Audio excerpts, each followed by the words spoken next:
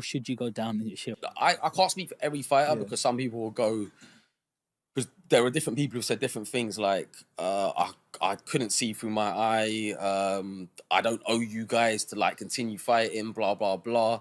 That's me, I'm giving best or whatever.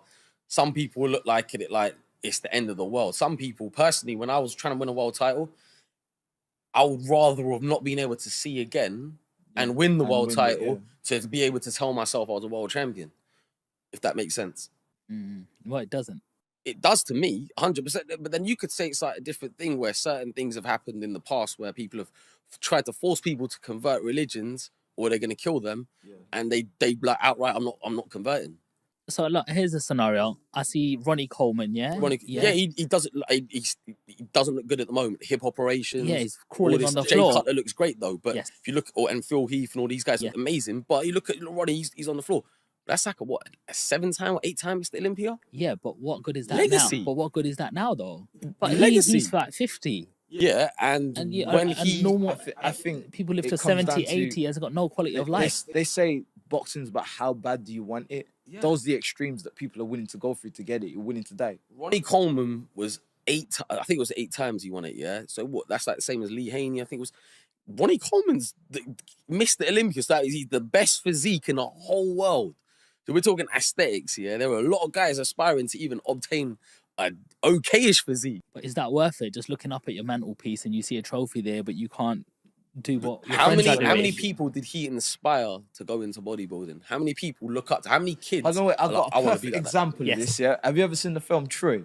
Yeah, Brad Pitt. Brad Pitt. Yeah, Achilles basically. When he comes out and he makes the decision. The woman goes, if you stay here, you have a great life. His mum said that to him. If you go to the war, you'll die, but your name's gonna live forever. That is the mentality that some guys have. I'd rather die and my name live forever. Exactly. And when the little kid, when he was with 2 girls, and he goes up to him, he's like, "They're waiting for you." He goes, "Come back to me in the afternoon." He goes, "It already is the afternoon." He come back to me in the morning. He goes, "It's the afternoon." He goes, "Okay."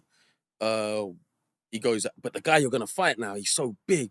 He's so this. He's so that. I wouldn't fight him." He goes, "And that's why no one will remember your name." It's the exact same thing. In 60, 100 years' time, 100 years' time, all 3 of us should be passed.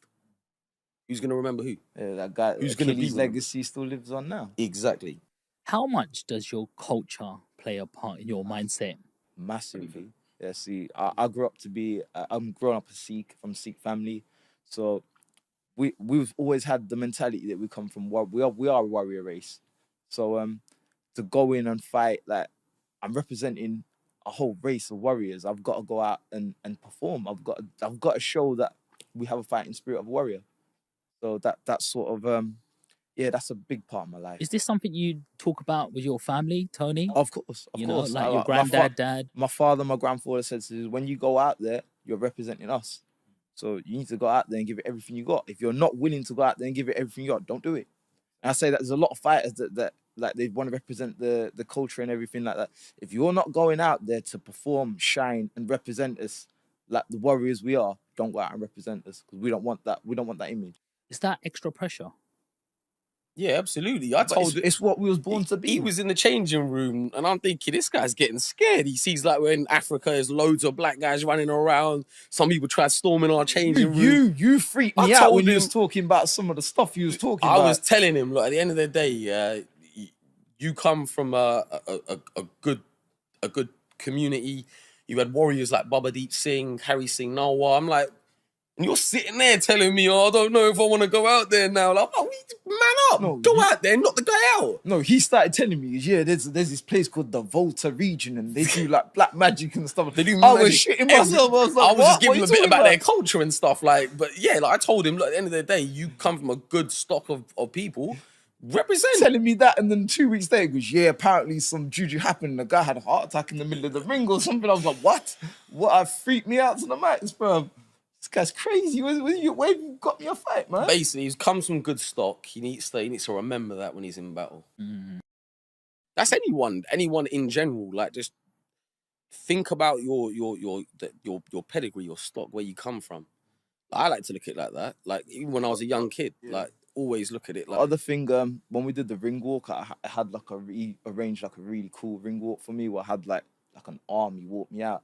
He said, Tom, be careful, because some of these guys, they're not quite like a health and safety conscious, so the gun might go off.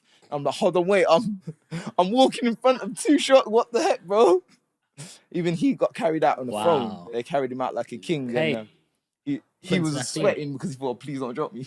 Please don't drop me, man. Well, you said like Prince Nassim. I like to look at it as it's my own thing. Like I'm like the modern day Maharaja. Like obviously I feel like I'm royalty personally. Like when I've got my hair, well, normally when it's freshly brushed down, I've got my beard oiled, I feel like a lion. Like when I got my crown on my head, I feel like a lion. I feel like I'm above people. I'm gonna be honest with you. I was saying this the other day, brothers. The blood that runs through my veins, I know where it comes from, yeah, and I know what it's capable of doing. There's a reason why I'm the only Indian to ever grace this planet to win a Commonwealth and a world title. And there still hasn't been an Indian to even win a Commonwealth title. Prince, where does your confidence come from? I look in the mirror. When I look in the mirror, like, I don't see myself as an average looking guy. I see myself as like the pinnacle, like the top tier of like what a man can be. I'm athletic, I'm brown, I'm Indian. I look incredibly good. The cheekbones, the jawline, sculpted by Michelangelo himself, the straight white teeth, the girthy lips, the thick, dark Indian locks, 100% Indian Remy hair. Like, not many people, and even women themselves, can have hair this good. Like, so when we're dealing with these sorts of stuff, this is what I come from. I look at myself. I know I would never have a girl ever message me pictures of other men saying I want to get with another guy. Never.